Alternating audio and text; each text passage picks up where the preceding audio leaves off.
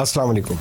ये एक छोटा सा ऑडियो मैं अपलोड कर रहा हूँ आपके लिए, ख़ास करके उनके लिए जो ई कॉमर्स का काम शुरू करने का सोच रहे हैं या शुरू कर लिया है, लेकिन बहुत सारी मुश्किलात का सामना कर रहे हैं, समझ नहीं आ रही, रिजल्ट नहीं आ रहे। जो सोचा था, जो सुना था, जो जहन में बातें पड़ी थी, वीडियोस देखकर, आर्टिकल पढ़ के, मुख्तलिफ लोगों से बातें सुन के, मुख्तलिफ लोगों की टिकटॉक रील देखकर, शॉर्ट्स देखकर, तो जो एक अंदर एक जज्बा पैदा हुआ था वो आहिस्ता आहिस्ता सर्द होना शुरू हो गया, क्योंकि रिजल्ट नहीं आ रहे। तो इसकी वजूहात हैं। कहीं पे भी आपने देखा है कोई मिलियंस कमा रहा है ई कॉमर्स में, तो झूठ नहीं है, लोग कमा रहे हैं। कहीं पे भी आपने देखा है कि बहुत सारी सेल्स आपको दिखाई जा रही है, तो हो रही है लोगों की सेल्स, इसमें झूठ नहीं है। अब फर्क क्या है कि वो लोगों के उसके पीछे आपको टाइम नजर नहीं आ रहा कि जो इतनी सेल दिखा रहा है वो कब से लगा हुआ है और उसने कितना सीख लिया है, कितना वो उसमें अब कामयाबी उसने हासिल कर ली है। जो मिलियंस की सेल कर रहा है वो वहां तक मिलियन तक कैसे पहुंचा है, पहले दिन थोड़ी मिलियन सेल होने शुरू हो जाती है। तो आप भी अभी उसी फेज से गुजर रहे हैं। आपने भी बहुत कुछ सीखना है। जैसे जैसे आपकी सीखने का अमल बेहतर होता जाएगा, चीजें आपको समझ आती जाएंगी, आप यूज टू होते जाएंगे, वैसे वैसे आपके लिए ई कॉमर्स का प्लेटफॉर्म आसान होता जाएगा और आपके सक्सेस के चांसेस बढ़ते जाएंगे। सबसे पहले तो ये समझ लीजिए कि ई कॉमर्स बहुत ही एक्साइटिंग और रिवॉर्डिंग वेंचर है। बहुत ही एक्साइटिंग और रिवॉर्डिंग वेंचर है, लेकिन इसके साथ साथ चैलेंजिंग भी है। एक्साइटिंग ऐसे है कि आप कोई गेम नहीं खेल रहे, कोई तीन पत्ती नहीं खेल रहे, कोई ऐसी ऐप पे जाके टास्क नहीं कर रहे, कोई जिसका फायदा ही कोई नहीं है लॉन्ग टर्म में, जहां से आप कमा ही नहीं सकते, सिर्फ अपना टाइम और पैसा जाया कर रहे हैं। ये रियल में बिजनेस सीख रहे हैं आप, बिजनेस तिजारत करने की तरफ आ गए आप। और तिजारत जो है उसको दुआ है पैगंबरों की, तिजारत में बरकत है। तिजारत आप सीखने की तरफ आ गए हैं। तिजारत में नफा और नुकसान साथ साथ होता है। अब ये रिवॉर्डिंग कैसे है कि जब आप चीजों को बेचते हैं और बेचना सीख जाते हैं तो फिर आपको मुनाफा मिलता है रिवॉर्ड की सूरत में। और चैलेंजिंग कैसे है कि चीजें खरीदते हुए बाज़ औक़ात आप महंगी चीजें खरीद लेते हैं, बाज़ औक़ात प्रोडक्ट सोर्स नहीं हो पा रही होती, सोर्सिंग में मुश्किलात आती हैं। अगर आप जो है वो ऐसे पोर्टल पे जो अपनी पोर्टल बना के बेच रहे हैं, दराज पे बेच रहे हैं, तो fail deliveries, returns, bad reviews, low rating, सब कुछ का सामना करना पड़ता है। चैलेंजर उनको हैंडल करना है, कंपटीटर को हैंडल करना है। प्राइसेस जो है ना उसमें आपको बहुत कुछ ऊंच नीच देखनी पड़ेगी, ठीक है। डेड स्टॉक बन सकता है आपका। तो ये चैलेंजिंग है। ये चीजें साथ साथ में है कि जहाँ पे फूल होते हैं, खूबसूरत फूल होते हैं, खुशबूदार फूल होते हैं, तो फूलों के साथ कांटे भी होते हैं। तो ये एक्साइटिंग भी है, रिवार्डिंग भी है, लेकिन चैलेंजिंग भी है। तो वो दोस्त जो कमजोर दिल गुर्दे के हैं तो उनके लिए तो फिर ये फील्ड नहीं है। ये फील्ड है, बेशक वो मेल हो फीमेल हो, जिसमें जज्बा हो, जिसमें हिम्मत हो, जिसमें सब्र हो, जिसमें चीजों को फेस करने की सलाहियत हो, तो उसको फिर नाकाम कोई नहीं कर सकता। ई कॉमर्स में तिजारत है। तो यहाँ पे मैं आपको 5 टिप्स बता रहा हूँ जो कि न्यूबीज के लिए, बिगिनर्स के लिए बहुत जरूरी हैं, जिसको समझने के लिए हमें कई माह सर खपाना पड़ा था, कई ठोकरें खानी पड़ी थी, फिर जाके समझ आई थी कि अच्छा इस तरह से करना है। फिर कई चीजों को रीस्टार्ट किया था, क्योंकि गलत तरीके से लेके चल रहे थे, रिजल्ट नहीं आ रहा था, ऑर्डर नहीं आ रहे थे, वो उसको पिजराई नहीं मिल रही थी जो होनी चाहिए थी, वो हमें रिवॉर्ड नहीं मिल रहा था जो मिलना चाहिए था, क्योंकि हमने स्टार्ट गलत दिया था। तो फिर जब ये चीजें समझी और उसे फिर रीस्टार्ट किया, रीइंस्टॉल किया, तो फिर रिजल्ट भी आने शुरू हो गए, फिर प्रोग्रेस भी शुरू हो गई, फिर चैलेंजों को फेस करना भी आसान होता चला गया, यूज टू होते चले गए, फिर आहिस्ता आहिस्ता काम बेहतर होना शुरू हो गया। तो आप बजाय अपना टाइम ज़ाया करें, तो आपके लिए ये 5 टिप मैं आपको यहाँ पे बता देता हूँ जो न्यूबीज के लिए, बिगिनर्स के लिए बहुत ही ज़्यादा ज़रूरी है इनको समझना। सबसे पहले आपने अपनी नीश डिफाइन करनी है कि आपने कौन सी कैटेगरी की कौन सी चीज़ बेचनी है और वो चीज़ कहां पे बिकेगी, उसकी मार्केट को आपने सर्च करना है। उस चीज की डिमांड कितनी है, उसमें कंपटीशन कितना है। तो आपने कोशिश ये करनी है कि ऐसी प्रोडक्ट आपने सिलेक्ट करनी है जिसमें डिमांड ज्यादा हो, रिलेटिवली कंपटीशन कम हो, क्योंकि आप स्टार्ट कर रहे हैं, अभी आप बहुत कुछ सीखना चाह रहे हैं। जब सीख जाएंगे तो हाई कंपटीशन में घुस जाना करना, वहां पे भी मुकाबला कर लोगे। लेकिन स्टार्ट में आपने कोशिश करनी है कि ऐसी प्रोडक्ट की तरफ जाएं जो कि डिमांड में तो हाई हो लेकिन कंपटीशन कम हो। ऐसी नीश कैसे सिलेक्ट करेंगे, उसके लिए आपको बहुत सारे फ्री टूल्स अवेलेबल हैं। गूगल ट्रेंड यूज कर सकते हैं, कीवर्ड प्लानर यूज कर सकते हैं, market report and research use कर सकते हैं, मुख्तलिफ सोशल मीडिया को जो है ना वो इनसाइड एनालाइज करके आप डाटा इकट्ठा कर सकते हैं ताकि आप उस प्रोडक्ट तक पहुंच जाओ जो हाई डिमांड और लो कंपटीशन में हो। बेशक उसके अंदर थोड़ा सा प्रॉफिट मार्जिन दूसरे हाई कंपटीशन प्रोडक्ट की निस्बत कम हो, लेकिन स्टार्ट में आपको ज्यादा धक्कम पेल में घुसने की जरूरत नहीं है। आप आसानी के साथ चलते जाएं ताकि आप डिसहार्ट ना हो। शुरू में चूंकि आप अंदाजा नहीं होता कि ये सारी चीजें पार्ट ऑफ द गेम है, इसलिए थोड़े से झटके मटके लगने से आप बददिल हो जाते हैं और काम छोड़ देते हैं। ऐसे नहीं करना। तो आप कोशिश करें हाई डिमांड लो कंपटीशन ऐसी प्रोडक्ट में घुसें। बेशक प्रॉफिट मार्जिन थोड़ा सा कम हो, कोई बात, स्टार्ट करें, सीखें, बहुत कुछ सीखने का मौका मिलेगा। और इसके साथ में एक प्रो टिप आपको देता चलूं, अगर आपका कोई पैशन है, अगर आपको किसी चीज के बारे में नॉलेज है, अगर आप खुद कुछ बना सकते हैं। देखिए सादा सी मिसाल देता हूं, अगर आप परफ्यूम यूज करते हैं, सेंट यूज करते हैं, इत्र का शौक रखते हैं, खुशबू आपको अच्छी लगती है, तो यकीनन आप यूज कर रहे होंगे, खरीद रहे होंगे, आपको बहुत सारे परफ्यूम सेंट्स इतर्स के नाम आते होंगे, तो आप इस फील्ड को चूज कर सकते हैं। आप इसमें एक नई वैरायटी ला सकते हैं। आपको खुशबुओं का पता है, आप उसका शौक रखते हैं कि यार इससे अच्छी ये होगी, फलां जगह पे ऐसी स्मेल मिली थी वो बहुत जबरदस्त थी, ऐसी क्यों ना बना ले। तो इस तरह से कोई भी आप फर्नीचर का, लकड़ी का, लोहे का कोई भी काम आप जानते हैं और उसमें आपको शौक है, उसके पास आपके पास इंफॉर्मेशन है उसके हवाले से, तो उसमें आप दूसरों लोगों की निस्बत जल्दी कामयाब हो सकते हैं। उसमें आपको कंपटीशन का भी ज्यादा सामना नहीं करना पड़ेगा। अब अपनी एक अलहदा से चीज बना सकते हैं। अब आपने निश भी सिलेक्ट कर ली, मार्केट को भी रिसर्च कर लिया कि कहां पे उसकी ऑडियंस मिलेगी, कहां पे बेचना है, किधर उसकी डिमांड होगी। टूल्स का इस्तेमाल भी सीख लिया आपने जनाब जो है ना वो अब आ जाना है कि आपको चाहिए स्टोर। ऑनलाइन आपको स्टोर चाहिए जैसे ऑफलाइन दुकान चाहिए होती है, जहां पे आप अपनी प्रोडक्ट रख के सेल कर सको। तो उसके लिए भी मुख्तलिफ आपको ऑप्शन अवेलेबल है। अगर आपके पास बिल्कुल लो इन्वेस्टमेंट है तो आप दराज पे चले जाएं। दराज आपको बनी बनाई वेबसाइट दे देता है, सिर्फ थोड़ी डेकोरेट करें, वहां पे बैनर शैनर लगाएं, कैटेगरी बैनर लगाएं, प्रोडक्ट बैनर लगाएं और वहां पे अपनी प्रोडक्ट लिस्ट करें। अल्लाह खैर से आपको ऑर्डर आने शुरू हो जाएंगे। स्टार्ट में मार्केटिंग करने की भी जरूरत नहीं है। जब आपकी कोई प्रोडक्ट बिकेगी दराज उस पे अपनी कोई कमीशन है उसकी, वो आपसे कमीशन ले लेगा, आप उसके मुताबिक ऑलरेडी अपनी प्रोडक्ट की परचेज और सेल पे प्राइस सेट कर लीजिएगा कि इतना आपको बचेगा। अगर आप बिल्कुल नया स्टोर दराज पे बनाते हैं तो आपको रिवॉर्ड के तौर पे बहुत सारी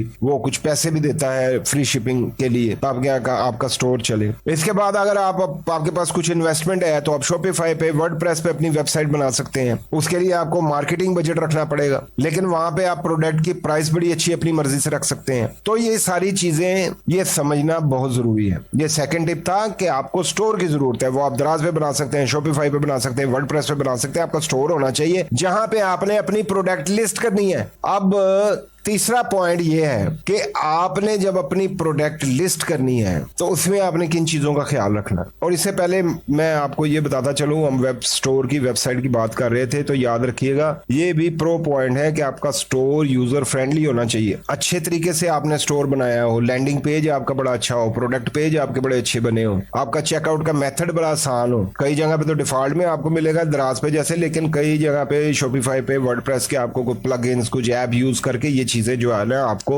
सेट करना पड़ेंगी। ठीक है, तो आपका प्लेटफॉर्म जो है उस शॉपिफाई की तरह, वो कॉमर्स की तरह, बिग कॉमर्स और इस तरह स्केलेबिलिटी की उसमें फिजिबिलिटी हो आपको कि कल आपका काम बढ़े तो आपका वो पोर्टल भी बड़ा होता जाए। जैसे ज़राअत में पहले स्टार्ट में आपको 10 ऑर्डर की लिमिट होती है, लेकिन जैसे जैसे आपको 10 से ज्यादा ऑर्डर आने शुरू हो जाती है आपकी लिमिट 15 हो जाती है, फिर आपकी लिमिट 45 हो जाती है, 90 हो जाती है, 100 हो जाती है और बढ़ती जाती है। क्योंकि दराज को लगता है कि इसका काम चल रहा है तो वो आपको स्केल करता जाता है। आपके स्कोर कार्ड की, आपके परफॉर्मेंस की बेस पे आपको स्केल करता जाता है। इसी तरह आप अपनी पर्सनल अगर वेबसाइट बनाते हैं तो वहां पर भी आपका जैसे जैसे कारोबार बढ़ेगा तो आपको उसको अपने पोर्टल को स्केल अप करना पड़ेगा ताकि ज्यादा ट्रैफिक को वो बर्दाश्त कर सके आपकी वेबसाइट। ये ना हो कि थोड़ी ट्रैफिक आए और वेबसाइट ही धड़म तख्ता हुई हो, खुली न रही हो। आपकी वेबसाइट की स्पीड बड़ी अच्छी होनी चाहिए। आपका स्टोर ऐसे क्विक आनंद फन खुलना चाहिए।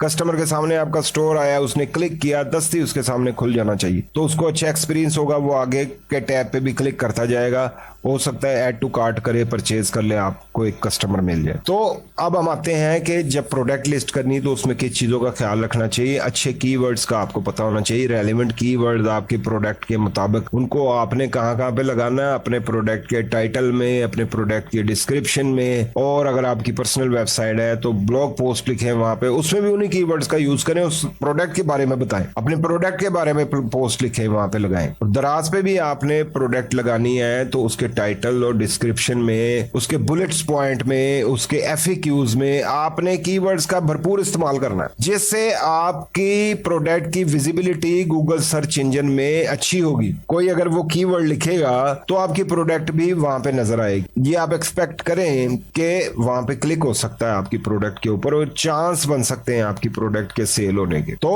आपने कीवर्ड रिसर्च अच्छे से करनी है अपनी प्रोडक्ट के हवाले से। क्वालिटी कंटेंट आपने जो देना है, आपकी प्रोडक्ट की डिस्क्रिप्शन में आपके लैंडिंग पेज बड़ा अच्छा होना चाहिए। दराज पे है तो आपके स्टोर बड़ा अच्छा डेकोरेट होना चाहिए। आपने वैल्यू प्रोवाइड करनी है कस्टमर को, तो उससे क्या होगा कि सर्च इंजन में आपकी प्रोडक्ट रैंक होना शुरू हो जाएगी, दराज पे भी आपकी प्रोडक्ट रैंक होना शुरू हो जाए। अब इसके बाद आपने करना क्या है? चौथा पॉइंट है कि आपने कस्टमर एक्सपीरियंस को फोकस करना है। किस तरह से कि आपने जो प्रोडक्ट लगाई है उसकी क्वालिटी अच्छी है कि नहीं है, वो आपको पता लगेगा कस्टमर के फीडबैक से, कस्टमर के रिव्यू से, प्रोडक्ट को मिलने वाली रेटिंग से। अगर आपकी प्रोडक्ट अच्छी है तो डेफिनेटली उस पर 4-5 रेटिंग आती रहेगी, अच्छे रिव्यू आते रहेंगे। नेगेटिव रिव्यू भी उस पर आ सकते हैं, कुछ लोग होते हैं वो कभी भी मुतमईन नहीं होते, तो लेकिन वो इतने नहीं आएंगे। नॉर्मल लोग ज्यादा होते हैं और साइको किस्म के लोग थोड़े होते हैं। वो साइको किस्म के होते हैं कि जो आपकी प्रोडक्ट भी अच्छी है लेकिन उसमें भी कीड़ा निकाल के बैड रिव्यू दे दिया या गंदी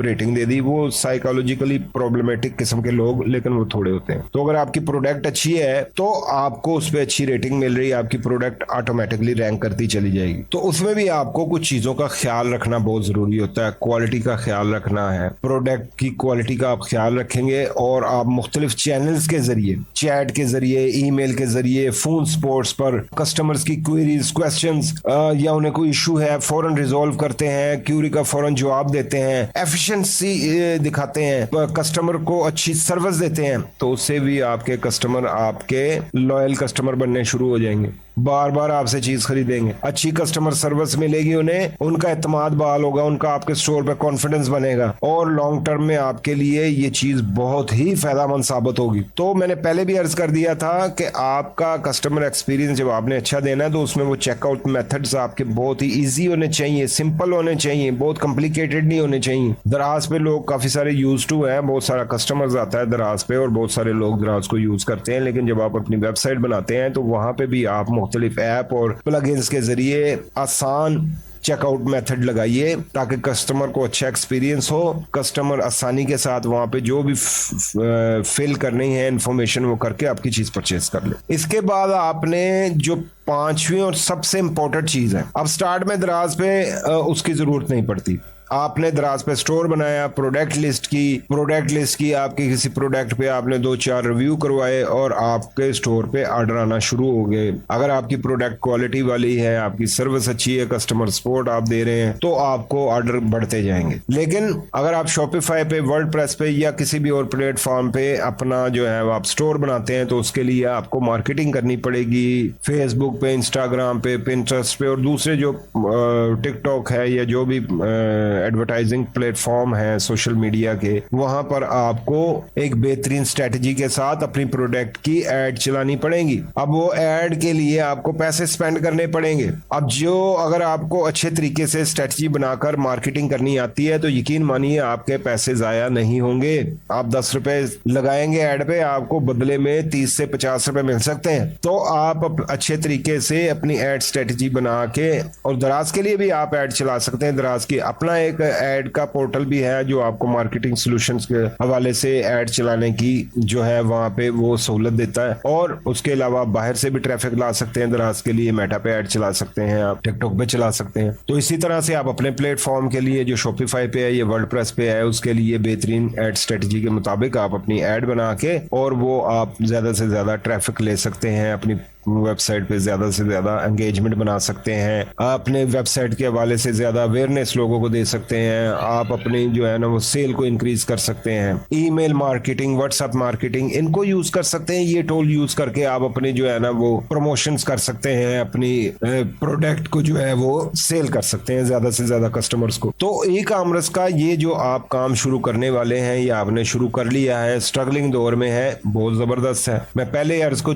कर चुका हूँ, एक्साइटिंग भी है, रिवॉर्डिंग भी है, चैलेंजिंग भी है। इसके लिए क्या करना पड़ेगा कि आपको केयरफुली प्लानिंग करनी पड़ेगी, आपको मुस्तकिल मिजाजी से इसके लिए प्लानिंग करनी पड़ेगी, मुस्तकिल मिजाज रहना पड़ेगा, जो भी खतरात, जो भी प्रॉब्लम, जो भी चीजें हैं उनको फेस करना पड़ेगा। और आप जैसे जैसे उनसे गुजरते जाएंगे वो आपके लिए आसान होती जाएंगी और आप यूज टू होते जाएंगे। आपको स्टार्ट में 5 फेल्ड डिलीवरी आ गई, आप सर पकड़ के बैठ गए, ये क्या हो गया। आप 50 फेल्ड डिलीवरी पे भी परेशान नहीं होंगे जब आपको पता लग जाएगा ये सारे कुछ को हैंडल कैसे करना है। तो ये पार्ट ऑफ द गेम है, ये सारी चीजें। तो आप खुशकिस्मत हैं अगर आप ई कॉमर्स शुरू कर रहे हैं, यानी आप तिजारत शुरू कर रहे हैं। और तिजारत में दुआएं शामिल हैं, अंबिया की दुआएं शामिल है, बुजुर्गों की दुआएं मिलेंगी आपको, आपके माँ बाप की भी, और आप जरूर कामयाब होंगे। तो ये पॉइंट जो है ये जहन में रखिएगा। अगर इन पॉइंट से हटकर आपने अपना काम शुरू किया तो रीस्टार्ट कर ले, रीस्टार्ट कर ले। रीस्टार्ट करने में कोई मजाका नहीं है। कंप्यूटर या लैपटॉप हम चला रहे होते हैं तो बाज़ औक़ात वो हैंग हो रहा होता है, बाज़ औक़ात स्लो हो जाता है, तो हम रीस्टार्ट करते हैं तो वो कितना अच्छे तरीके से दोबारा परफॉर्म करना शुरू कर देता है। इसलिए आप रीस्टार्ट कर सकते हैं। मेरी दुआएं आपके साथ हैं।